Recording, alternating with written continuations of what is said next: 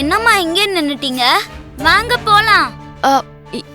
என்ன உங்க டீச்சரும் வந்திருக்காங்க? நான் தான் உங்களை இன்வைட் பண்ணிருக்கேன்.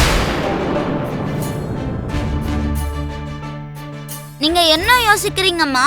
வாங்க போலாம். ஜுன்னு, நீ முதல்ல போ, நான் அப்புறமா வரேன். அப்புறமானா எப்போ? இப்பவே வாங்கம்மா. நான் தான் வருவேன்னு சொன்னேன்ல ஜுன்னு. ஜுன்னு இஸ் a குட் பாய். அம்மா என்ன சொன்னாலும் அடம் பிடிக்காம கேட்பான்ல. என் பேச்ச கேளு. நான் இப்ப வந்துடுறேன். நீ போ. சரிங்கம்மா.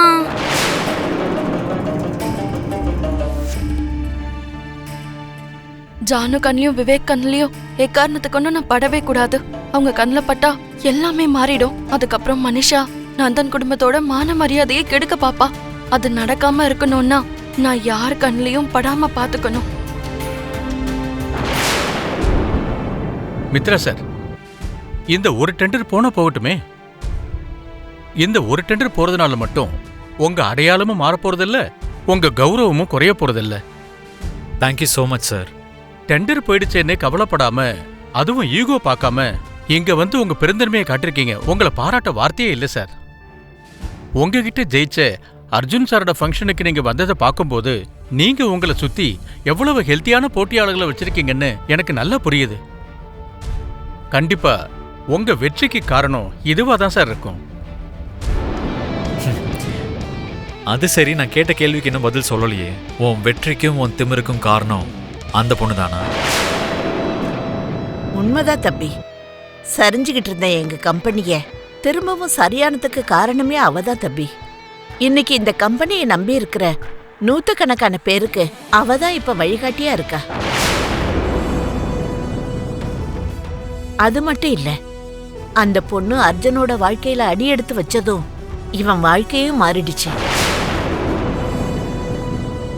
இவனோட பழக்க வழக்கம் மாறிச்சு. உண்மையை சொல்லணும்னா இவன் வாழ்க்கையில ஒரு புது மாற்றமே வந்திருக்கு. ஒருத்தங்களை பத்தி இந்த அளவுக்கு பெருமையா பேசுறீங்கன்னா அப்ப அவங்க எந்த அளவுக்கு நல்லவங்களா இருப்பாங்க. நீங்க இந்த அளவுக்கு புகழ்ற அந்த பொண்ணை நான் பார்க்கணும்னு ரொம்ப ரொம்ப ஆசைப்படுறேன். அது சரி, யார் அந்த பொண்ணு? இவ்வளவு பெரிய ஃபங்க்ஷனுக்கு அவங்க தான் காரணங்கும் போது அவங்கள அறிமுகப்படுத்துவீங்களா, இல்லைன்னா நீங்க நம்ம வேலை முடிஞ்சிருச்சேன்னு ஒதுக்கி வைக்க போறீங்களா? ஹார்ட் ஒர்க்கையும் டெடிகேஷனையும் எப்படி மதிக்கணும்னு எனக்கு நல்லாவே தெரியும் மித்ரா. ஸோ நான் கண்டிப்பாக அறிமுகப்படுத்தி வைப்பேன். கொஞ்ச நேரம் வெயிட் பண்ண. தம்பி, நீங்க பேசிட்டு இருங்க, நான் இதை வந்துடுறேன். அவ்வளோ எக்ஸ்பீரியன்ஸ்டா கோட் பண்ணி அந்த டெண்டர் எனக்கு கிடைக்காம செஞ்ச அந்த பொண்ணு யாரா இருக்கும்?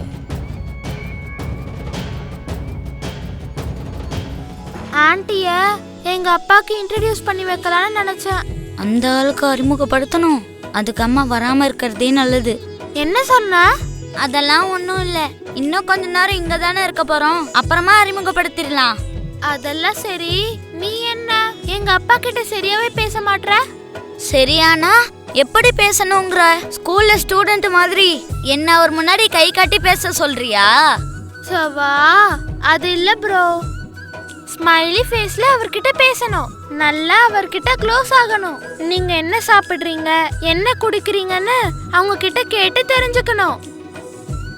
அப்படி செஞ்சாதான் நீ எங்க அப்பாவுக்கும் நெருக்கமாக முடியும். அவருக்கு நெருக்கமாகறதை விட இப்படி ஒதுங்கி இருக்கிறதே பெட்ரு. திரும்பவும் என்ன யோசிச்சுட்டு இருக்க? சரி சரி, வேணும்னா உனக்காக நான் உங்க அப்பா கிட்ட வந்து பேசுறேன். ஐயோ ப்ரோ, எனக்காக வேணாம். கெஸ்டா வந்தவங்க கிட்ட அன்பா நடந்துக்கணும், மரியாதை கொடுத்து பழகணும். அப்பதான் உங்களுக்கு நம்ம மேல நல்ல அபிப்பிராயம் வரும். கத்துக்கோ. சரி சரி, நான் கத்துக்கிறேன். வா போலாம். அப்பா. Okay sir, you carry on. Okay sir, அப்புறம் பார்க்கலாம். ஓகே.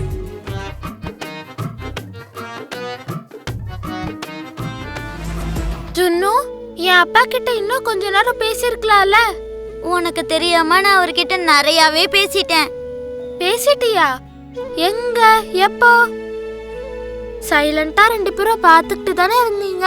அந்த சைலன்ஸ் மூலமா தான் நிறைய விஷயங்களை பேசிக்கிட்டோம். உனக்கு இதெல்லாம் சொன்னா புரியாது. என்னமோ நீ என்ன சொல்றன்னு எனக்கு எதுவுமே புரிய மாட்டேங்குது. அடுத்த வாட்டி நீ அவரை பார்க்கும்போது அவரை இம்ப்ரெஸ் பண்ற மாதிரி பேசணும், சரியா? சரி சரி, நான் வேணா அப்படியே செய்றேன்.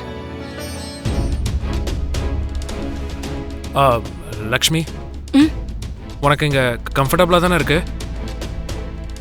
ப்ராப்ளம் எதுவும் இல்லைல்ல? அந்த மாதிரி எதுவும் இல்லை அர்ஜுன். லக்ஷ்மி, ம். அது வந்து என்னன்னா, ஏதாவது சொல்லணும்னு நினைக்கிறீங்களா? ஆமா லக்ஷ்மி, உன்னை ஒருத்தருக்கு அறிமுகப்படுத்தணும்னு நினைக்கிறேன். If you don't mind. இந்த மாதிரி அறிமுகப்படுத்துறதெல்லாம் இருக்கும்னு தான் நான் இந்த ஃபங்க்ஷனுக்கு வரலன்னு சொன்னேன். திரும்ப இதெல்லாம் என்ன? நான் எல்லாருக்கும் முன்னாடியும் உன்னை இன்ட்ரடியூஸ் பண்ணணும்னு நினைக்கல.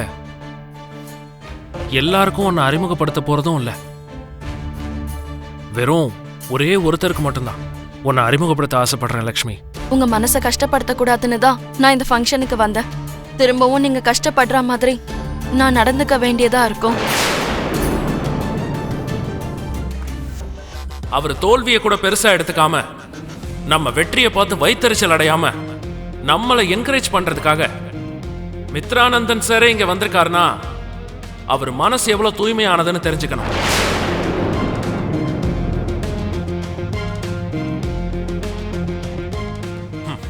அவரோட இந்த பெரிய மனசுக்கு நான் தலை வணங்குறேன். அப்புறம் நாம இவ்வளோ சந்தோஷமா நடத்திக்கிட்டு இருக்கிற இந்த ஒரு நிகழ்ச்சியில மித்ரா சார் பங்களிப்பும் இருக்கிறத நினைக்கிறப்ப ரொம்ப சந்தோஷமா இருக்கு.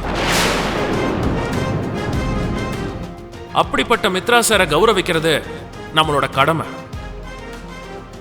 Mitra, please come.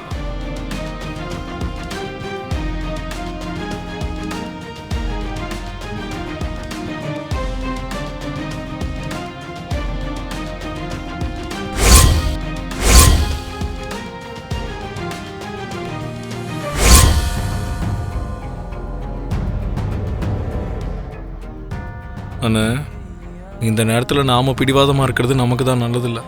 அர்ஜுன் அவ்வளோ பொலைட்டாக பழகிட்டு இருக்கான். நாம தான் ரொம்ப திமிராக நடந்துக்கிறோன்னு எல்லாரும் நினைப்பாங்க. இப்போ வேற எதை பற்றியும் யோசிக்காம அங்கே போய் ஒரு 4 வார்த்தை பேசிட்டு வா. என்னாச்சு மித்ரா? இவ்வளோ அழகா உங்களை நான் வெல்கம் பண்ணியிருக்கேன். என் வார்த்தைக்கு கூட மரியாதை கொடுக்க மாட்டீங்களா?